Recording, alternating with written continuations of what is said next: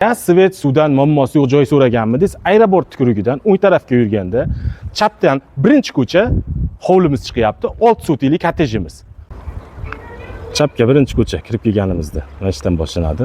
Mana mahallamiz shakllangan. Obod mahalla, Taraqqiyot ko'chasi. Kottejimiz 6 sotiy, pasat uzunligi shuncha. Hop, odam yashamaganini hisobiga shunaqangi holatda turibdi. Unda kirib asijit qilib olishadi. Bismillahirrohmanirrohim. Mana xonadonimiz xuddi shu ko'rinishda. Hovlilari bor o'zini. Bu kottejlarni hamma biladi. Gaz, svet, suvdan muammosi yo'q. Olgan odam bemalol qurilish qilish imkoniyati mavjud. Mana bu tomoni bo'sh turibdi.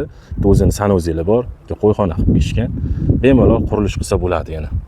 Kirib, ko'chib kirgan odam bitta o'ziga moslab asibjit qilib remont qilib olishadi. Hozir uylarning ichini ham ko'rsatamiz.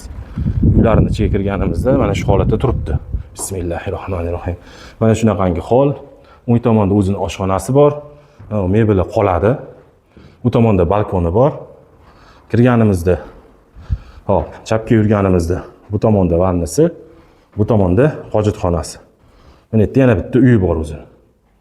Kattagina. Bu tarafda yana bitta o'zining uyi bor. Hop, katyonlarini bitta ustiga ko'rsatib yuboriladi. Gaz, svet, suvdan muammosi yo'q. Bu tomonda yana bitta katta zali bor. Mana o'zini bunaqa balkonga o'xshagan hovliga qaragan joyi bor. Inshaalloh hammaga shunaqangi uylarimiz nasib qilsin. Hop, narxiga kelsak, narxini 52 ming ozgina o'tib beriladi. Pastda raqam qoldiryapman. Mana shu raqamlarga qo'ng'iroq qilib bemalol savdolasalaring bo'ladi.